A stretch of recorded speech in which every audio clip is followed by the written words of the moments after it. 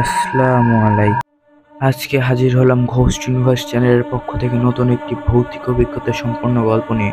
গল্পটির নাম শেষ কামরা। চলুন বেশি কথা না বাড়িয়ে গল্পটি শুরু করা যাক।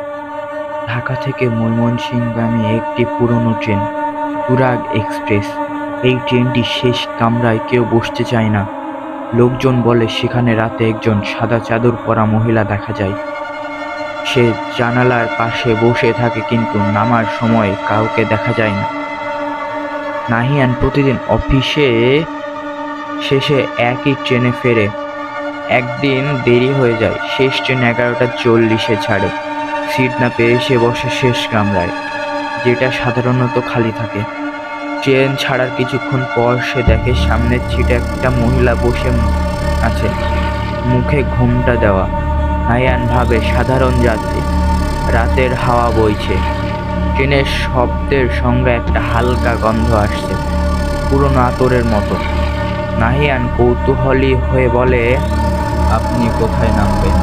মহিলা উত্তর দেয় না, কিন্তু হঠাৎ নাহিয়ান দেখে ওর পাশে এক বৃদ্ধ লোক ফিসফিস করছে, ওর সাথে কথা বলো না, ও নামতে পারে না। ট্রেন একটা ছোট স্টেশনে থামে, নাম কুড়িগ্রাম। নাহিয়ান জানে এই স্টেশন অনেক আগে বন্ধ হয়ে গেছে, তবু ট্রেন থেমে আছে, দরজা খোলা, বাইরে কোনো মানুষ নেই, শুধু কুয়াশা। হঠাৎ সামনের মহিলা ধীরে ধীরে উঠে দাঁড়ায় আর জানালার দিকে তাকিয়ে বলে, আমার নাম এখনো ঘোষণা হয়নি।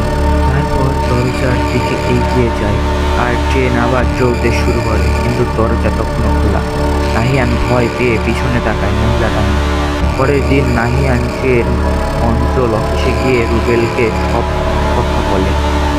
রুবেল চুপ করে শোনে, তারপর পুরনো ফাইল বের করে, তাতে লেখা 2014 সালে তুরাগ এক্সপ্রেস এর শেষ কামরা এক মহিলা মৃত্যু ঘটে। তিনি কুড়িগ্রাম স্টেশনে নামার আগে ট্রেন থেকে পড়ে যান। তখন থেকে সেই কামরায় মাঝরাতে তার অনুভব হয়। নাহিয়ান অবাক হয়ে বলে, ভাই, আমি তো ঠিক ওই কামরায় বসেছিলাম। রুবেল ধীরে বলে, তুমি কি জানো গতকাল ওই কামরাটা সংযোগী ছিল না?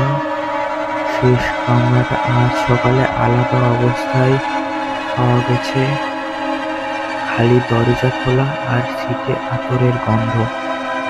রাতের শেষ ট্রেনের হুইসেল বাজে, দূরে কুয়াশার ভিতরে একটা সাদা ছায়া জানালার পাশে বসে আছে, যেন কারোর অপেক্ষায়। ট্রেনটা ধীরে ধীরে অন্ধকারে মিলিয়ে যায়। পরবর্তী স্টেশন ধুলিগ্রাম, যে স্টেশন বহু বছর আগে বন্ধ হয়ে গেছে। আশা করি গল্পটা আপনাদের ভালো লেগেছে। যদি ভালো লাগে একটি লাইক ও সাবস্ক্রাইব করে বেল আইকনটি প্রেস করে দিবেন। আর নিত্য নতুন গল্প পেতে আমাদের সাথে থাকুন ঘোস্ট ইউনিভার্স চ্যানেল। ধন্যবাদ।